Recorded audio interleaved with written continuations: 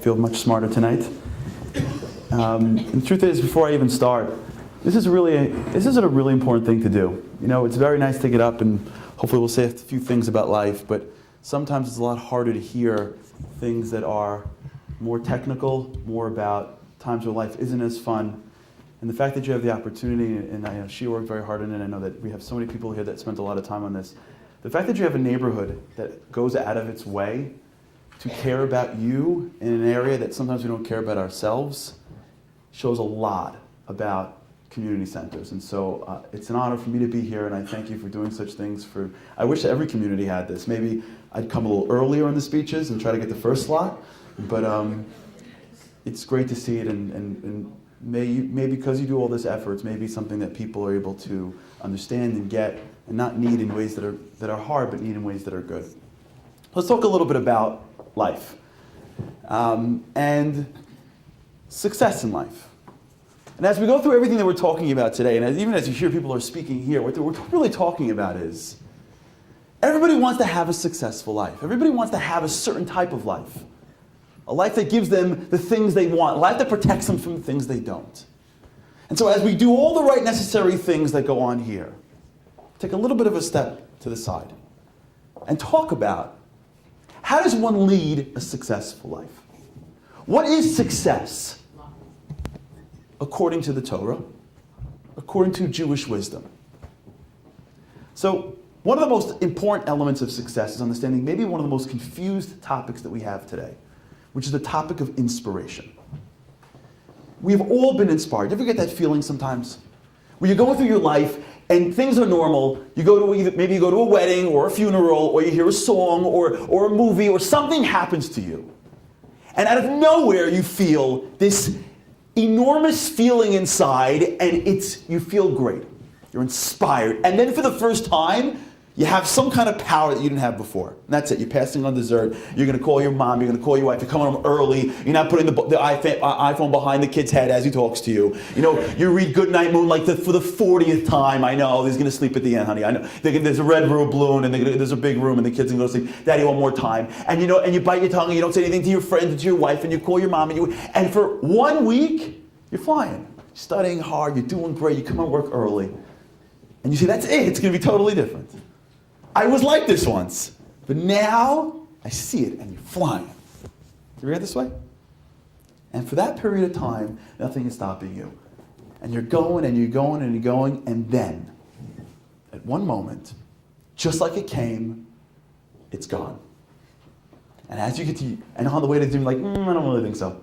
Yeah, maybe I'll pass on there. You know what, it's Shabbos. I get, all my calories are free anyways because we made that one up. So just pass over the dessert. Yeah, I can't put 2 desserts. You know, just pass the whole tray. It's okay. I'll diet tomorrow. As soon as you diet tomorrow, then you lose all your weight on the same day that you start dieting. You know how that works? So you're like, it's okay. And you know what? And you say the things you didn't want to say, and the kid goes, Daddy, can you read to me? Like, I'm really busy, honey. And I'm coming home late, and the blackberry's out. And just like it came, it went. You feel this way? Inspired, 2 steps forward. It's gone, 2 steps back. 2 steps forward, and round we go in life. You ever feel this way on Yom Kippur? I get this one time. This was a tough Yom Kippur for me. I'll never forget. It was Erev Yom Kippur. And I take it very seriously. I'm Sephardi. I take God really seriously. And Yom Kippur comes around. I'm not messing with him on Yom Kippur at all. It's in my DNA. So I come in and I got my list for you know, the Hashem news, and I have like my own personal Hashem news because Chazal doesn't know enough. I have my extras, and I'll never forget. I come early. I'm all pumped, kittel, shweki in the car. I'm ready to roll. I'm like about to cry from Rachim, just ready for the good tears on Yom Kippur. And as I get down, I'll never get to my seat early. I'm so proud of myself, and I take out my machzor. The last time I used my machzor was Motzei Yom Kippur, and out drops a paper. It was last year's list. And I'm thinking, last year's list? I killed Yom Kippur last year. I was rocking. I mean, like I went the whole distance. It was great. I'm like, last year's list. And I picked it up and looked over it, and I'm like, it's literally the exact same list. You know what I'm saying? With the examples are the same. You know, like mother-in-law, or you know what I'm saying? The exact same examples the whole way down. I'm thinking, wait a second. I remember last Yom Kippur. I remember coming out going, you are one lucky God that you have me as a son. This is going to be the heck of a year. I remember feeling totally pumped last Yom Kippur. How in the world am I back here a year later? And the same list with the same examples. 2 steps forward. I'm going to be different this year. 2 steps forward. No, I'm not going to get upset. This Pesach, we're going to have a family get-together. We're not going to kill it. 2 steps forward. No, really, I'm dieting. No, I'm not kidding this time. I got a wedding in a couple of... this is serious. 2 steps forward, 2 steps back. I'm not yelling at my kid, 2 steps forward, and we go round and round. Why? We know that success is in the forward, but how can we keep on going back? It's because we don't understand the secret of inspiration. What is inspiration? And what is it not? And how do I use it and utilize it to become the person that I'm meant to be? So what's awesome about Judaism is that we have a book that was authored by the creator of humanity. That's a great thing to have in our possession because we know stuff about the world. And the book that we have is not a history book. And it's not a science book. And it's not a book that's only there to tell us cool stories about our great-great-grandparents. Actually, it's a lesson book. Every nook and cranny, every story is just a setup to teach us something that's going on that we wouldn't have known before had we not had that story to give us an insight to how life really works. Now, God wastes no time to teach us this important lesson. The first time we meet God as a nation is when he takes us out of Egypt during Yetzias Mitzrayim. And if you remember the story, right? God shows up, or actually Moshe shows up. He goes, hey guys, great news. I was hanging out in the desert, and I passed a bush, and it was burning, and it was God. And they're like, what you do on your own time is your business. Maybe you should go to a seminar. I'm not saying anything. They probably said it in Hebrew or whatever. He goes, okay, it's fine. You don't believe me? Sit back and relax, on-demand TV antiquity style, and watch. And for the next, can you imagine, by the way, we see these, the problem is when we read this story every year, it takes place in Pesach, right after it takes us forever to actually sit the whole family down, and right before we get to actually eat, so it goes like 90 miles an hour. Like, we got it. Plagues, let's go. No, bring out the food, it's fine, bring out the food, it's fine. So we forget the actual story, but can you picture for a second what it must have been like? 210 years of being a slave, and nothing. No hello, how are you? No, you guys okay up there? You're doing great. See you in a couple of years. Nothing. Radio silence from dad above. And all of a sudden, Moshe shows up and goes, by the way, had a conversation and get ready. And then for a year, this happens usually 15 seconds in the house. This was a year. Blood, frogs, look, the place went crazy. What do you think happened in Mitzrayim at the time? By the way, Mitzrayim used to be the epicenter of civilization. Right? We live in America in the epicenter of civilization. However much longer we're going to live like this, the world focuses on us. You go to Europe, everyone in Europe knows about our president. We don't even know half the European countries, you know what I'm saying? If it wasn't for the live map on the way to El Al to Israel, we wouldn't even know they even existed. We're like, wait a second. Oh, that's where Spain is? I had no idea. Oh, look at all, we always think we become like Jew. You ever speak to somebody and they're not talking English and you're confused? You're like, why aren't you talking English for? They're like, because I don't even live in America. And you're not even in America. You're like, yeah, why aren't you talking English for? And I'll say something like, we look at the world, they're all about us. The epicenter of civilization was Egypt. The Jews were living there for 210 years with nothing. And all of a sudden Moshe shows up and the plague started. What do you think happened in the world? What do you think happened right now if there were blood running through the streets and one nation had water in the house? The whole world would go crazy. What do you think happened back then? The world went crazy. People stopped them on the street and said, oh my God, you really a Hebrew? You really a Jew? For real? You didn't have blood in the house? Wait, when you bathed the kids, it's okay? Wait, you didn't have frogs everywhere? You didn't have the bears in the You have all your animals? You're crazy for one full year. The Jewish people rose from being the lowest nation in society to being the apple of the eye of everybody. And then, with all of it, they walk out, Chamushim Olu, strong, armed, with all the gold. And God goes, I just wait for night activity. They're like, there's night activity? They're like, of course. And they walk out and they go, oh God, I don't know if you have the GPS up there, but we're going straight and that's the sea. And there's no boardwalk. I don't know what we're doing over there. And God goes, that's okay. Keep on moving. The fun hasn't even begun yet. And they come in and God goes, boom. And he splits that sea. And that was it. They walked through and we came out the other side and they went insane. Insane. The men went dancing with one Moshe, the women went dancing with Miriam, and they screamed up to God, say, Kelevi, this is my God, let me glorify him. They screamed up, they looked up, and they said, I believe, I believe, I believe. That was the first time that happened in society. Documented. You know what they were? Inspired. We, as a nation, were inspired. What should have happened next? If you were God's program director, what would you do next? The only reason why God took the Jews out of Egypt was for one reason, which was give them the book. He wants them to civilize humanity. He wanted them to share his wisdom with society. And all he needed them for was that book. He wants to be sitting in 2014 and us to look back at a country, that beautiful country that was built on the principles of that book. When the Romans, one Sunday afternoon, when they're bored, would put slaves they picked up on the neighboring country, put them in the middle of a pit, and have lions eat them and shear. He needed one nation to stand inside going, whoa, whoa, whoa, what are you doing? They're like, what do you mean? It's my slaves. Like, no, it's not. It doesn't belong to you. You can't kill people for fun. When the Greeks would have babies and choose if they liked the way they looked, and then chuck them into the wells because they didn't like them or not, they needed one nation to say, that's not how you treat people. They needed to be a nation to take God's wisdom and share with the world. The only reason why God even played games with the humans was to take the Jews out of that country, put them on a hilltop, hand them a book, and go civilize humanity. If you were God's program director, what would you do next? Dancing by the river. I'd say, if I was, I'd go, here's the deal. Enjoy yourself. Band's going until midnight. Bar will be open all night, of course. Shmorgas, tea room's open, of course. You Jews, I don't want any rebellions. Tea room's open until 3. 6 a.m. shuttles, meet you at Mount Sinai. What did God do? He waited a day, a week, 6 weeks, 50 days from when they walk out to when they get to the mountain. So what's going on? Was he raising money for production? He didn't know how to lighting?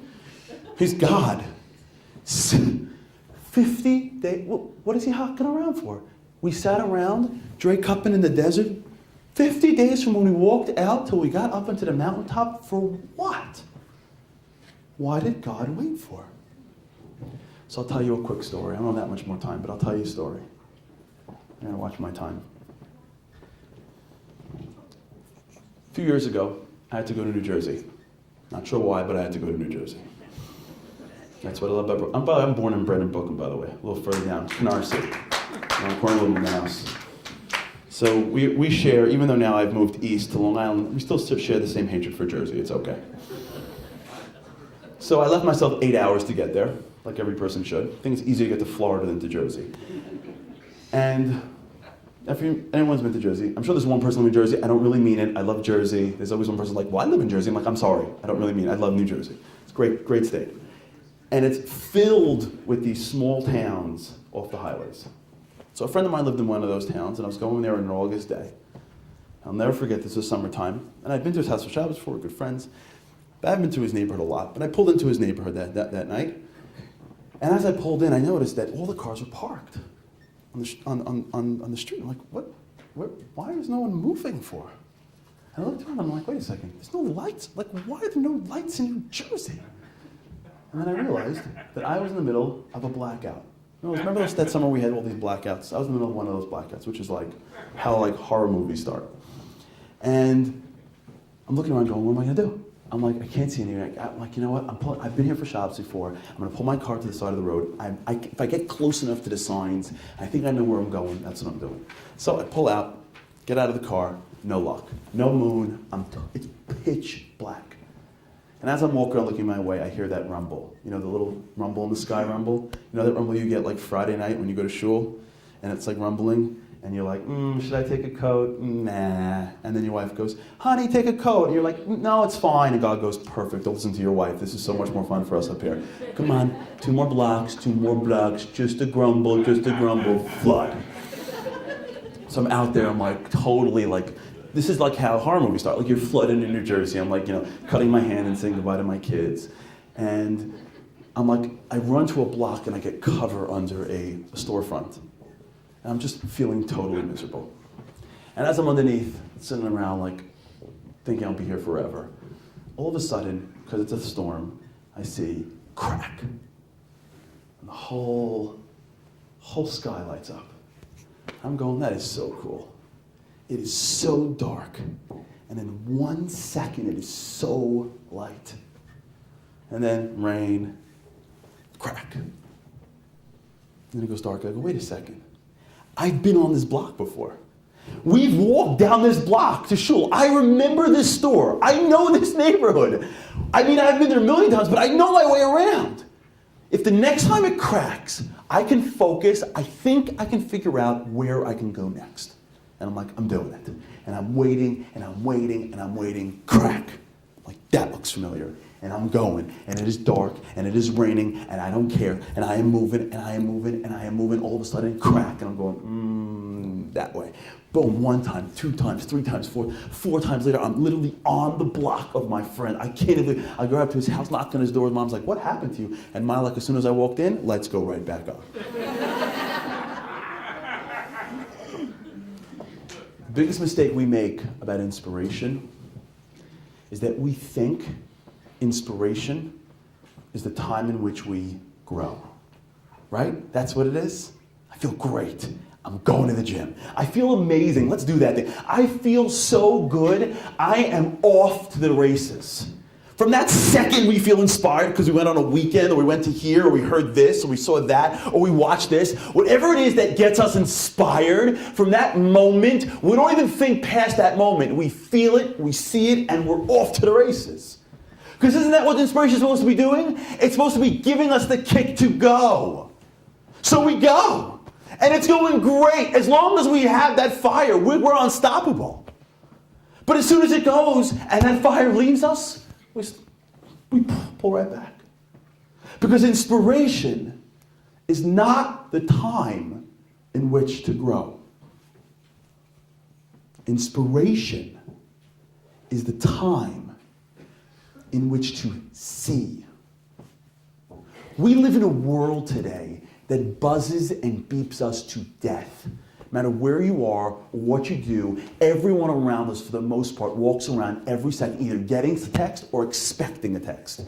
Either getting an email or assuming that someone should be emailing me right now because I'm that important, I need an email every single second. And if it's not someone particular, just get it spammed. It's okay, whatever. I've got 400 lists anyways for me I'm subscribing to. And then there's tell them if not. And there's I need to be constantly, and if not, I got WhatsApp so my friends can tell me every second what they do. And every second of my life, I need to be making sure I am connected to something. We buzz and beep and buzz and beep and buzz and beep 24 hours a day. I heard once, there was a legend, someone told me that it used to be that phones were attached to walls. That's what I heard. Some man at the office once told me that there was once a time where when you left the office, you actually left the office. I don't believe it. I thought there was no shoes during that period of time. But I heard that happened once. I have no idea that's even possible. We are so hardwired to go, and especially on Sundays. And we're like carpool, go. You know what happens? We go round and round and round and round and round. And then life has a very unique way of stopping. I'm sitting at a funeral, and my life seems to stop. And now someone's up there talking about what's really important about life. I'm sitting at a wedding, and at life, I'm like, wait, and all of a sudden I'm seeing something. Wait a second. Look at how they're looking at each other. I hear a song, and for a moment, it transports me, because the words or the music, to a place where I was once not totally overwhelmed. I see something, I go away to a weekend, and I can walk out of my world and experience something that sometimes in life, we're given a gift. To step out of the race, of the treadmill for just a moment. And when we step out of that treadmill, you know who we meet? Us. The us before we get on the treadmill. Sometimes it's the us as to the reason why we got on the treadmill in the first place, but that's long gone. And you know how we know? Because we feel it. That's me. You ever feel inspired? You never feel, that's who I could be. When you're inspired, you feel, that's me. I am that dad. I am that mom. I am that spouse. No. That's not who I could be. That's me. That's the real. No. You know me. That's the real. This is how I eat. This is how this is the son that I know I can be. When my parents will reach to, when I'm sitting somewhere, I could totally do this. I could totally start that. I could totally be that person. I could save that. I could solve that. That's me. You don't know the real me. This is the real me. This is really, really how I am. Because that is who we really are. And in our lives, we're so busy going and going and doing that we forget that the only way we do is when we get in touch with who we are. It's the being that gets lost. So we're waiting to be successful. We're like hoping that someone gives us like the directions for how to get to success. And God's like, oh, I'm sorry. I built you with a GPS system. Next time you get excited and inspired, yeah, that's you. Don't worry about the other person's map. You. It's built in. Every one of us right now has a built-in GPS saying, your next level of success is inside you. We think it's outside because you know why? As little kids, I suppose on the Shabbaton about happiness. We just came back from Inspire, right? We spoke of this whole concept because little kids, we're taught from when we're very, very, very little to consume, get, be like someone, unless you're living in a cave, every single thing we get our entire lives is telling us to be somebody else in order to feel the things that we want to feel. You'll never have a holiday season where Mattel will come up and go, okay, everyone good kids, buy the kids, yeah, tough economy, toys are still working fine, no new toys this season, happy holidays from all of us Mattel, ever. You're never going to have a holiday season where the guys come on and go, okay, fashion industry, hi ladies, you look just as good as last year. We're making it up. We have no idea what we're doing. We're just making the whole thing up. We're sitting around in our houses in Venice and we're like, okay, fat ties, skinny ties, fat ties, skinny ties, fat ties, skinny ties, big glasses, small glasses, big glasses, small glasses. We really don't know. Oh, do you ever have this, by the way, you ever this feeling, by the way, you go to your grandparents' house for something, like for an event, and you sit there one year and you're like, Bobby, what were you wearing, right? You go back the next year and you go, Bobby, you are so stylish. You ever get that? And she's like, of course. What do you mean? It doesn't end. When it's all get, be, become, never ends. So if I can just look at someone else that's successful, I feel great. But guess what God says? Here's the beautiful thing about human beings. Every one of us, no matter your religious level or connection or feeling in or out of God, every one of us, if your eyes are open, what's powering you is the divine. We are created with the divine image means that the essence of who we are, not who I could become.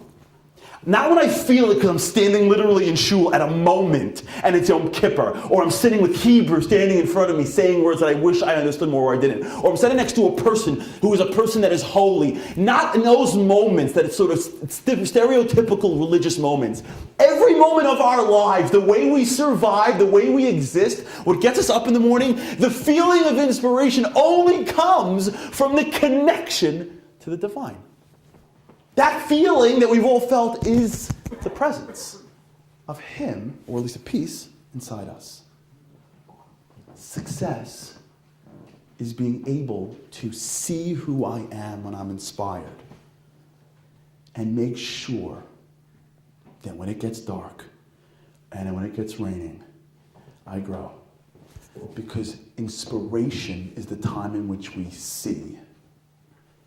But growth takes place in the darkness. Growth takes place in the rain. Growth takes place on Tuesday afternoon when no one's paying attention and you go anyways. Growth takes place when nobody's watching and you pick up a piece of paper because the shul shouldn't have any litter around it and no one's giving you an award. Growth takes place when your kid, who you're home alone with, says, Daddy, read to me one more time, and no one will know the difference, and he'll forget in 5 minutes. And you know that it's right. He just needs you. Growth takes place when your wife walks in and you are exhausted and you know what she needs you to hear and you say it anyways. Growth takes place when you call your grandmother or mother because it's so easy to forget them because they ain't going nowhere if you forget them. They'll always be there. Growth is in the dark. When we live our lives and we take the clues that it's already embedded in us. When we never miss the opportunity to see who I am in inspiration, and when we never allow a lack of inspiration to stop us from what I saw when I felt inspired, we live our lives and we grow the way we're meant to grow. Inch by inch.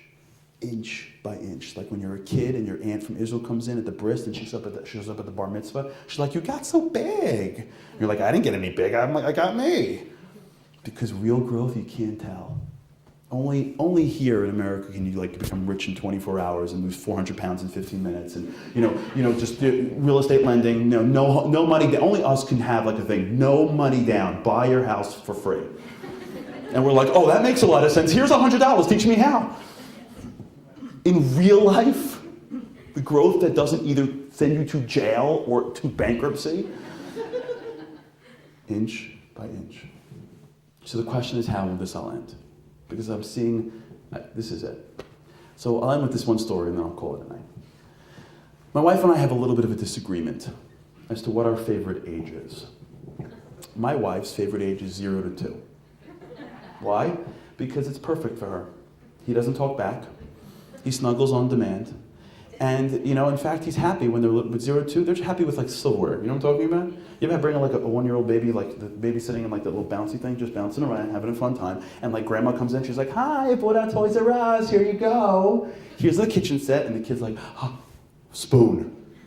And he's good for, like, an hour. You know what I'm talking about? This is before the Wii and the Xbox. He's just setting us up. And only the silverware, no, I'm kidding. To me, 0 to 2 is a complete waste of time. If you can't wrestle with them, what are we doing with them? Keep them healthy and alive till they get to be 2. The fun begins 2 to 5, right? 2 to 5. You know why 2 to 5 is my favorite age? Because that's when everything happens. When you reach 2, you can't do anything. By the time you graduate 5, you've learned how to eat, drink, walk, talk, count, spell your name, go to the bathroom. Every major skill we have right now, we got by 5. Then it's like math, English, and get married afterwards. But after that, every life skill you have right now, you got by 5, right? You reach 2, you're like bouncing around, you hit 2 to 5, growth. You ever wonder, why do 3-year-olds dominate so badly, right? You're never gonna see 3-year-old ever. You never go to a park and see like a bunch of 3-year-olds sitting around going like, man, I am so bored. This is like, anyone have a Wii I can play with? Ever.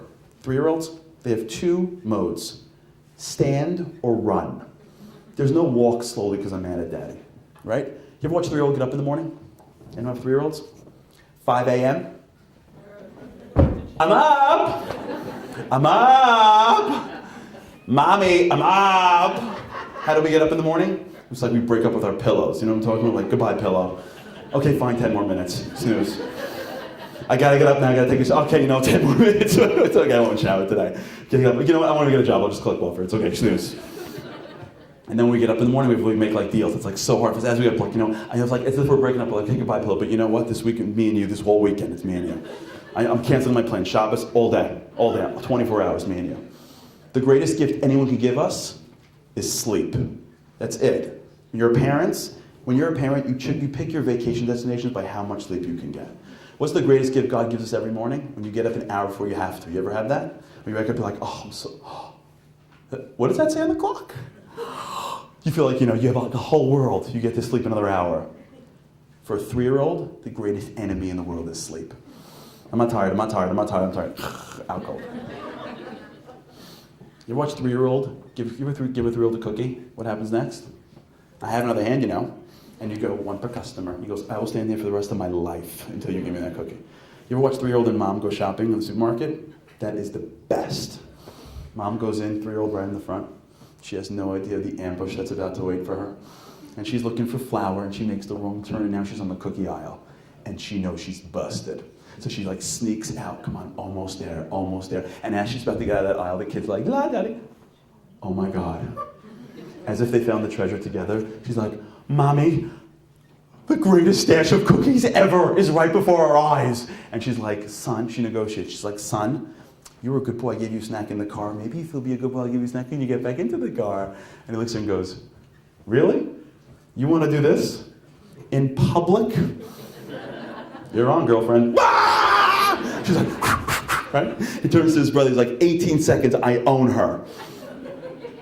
3-year-olds dominate humanity. You ever have like a Pesach Seder? There could be 500 people over. That 3-year-old's in a bad mood, everyone's gonna kill each other. Kid falls asleep on the couch, everyone's like, oh, I don't know why I feel better. Sorry, Grandma, I didn't mean to yell at you. You know why?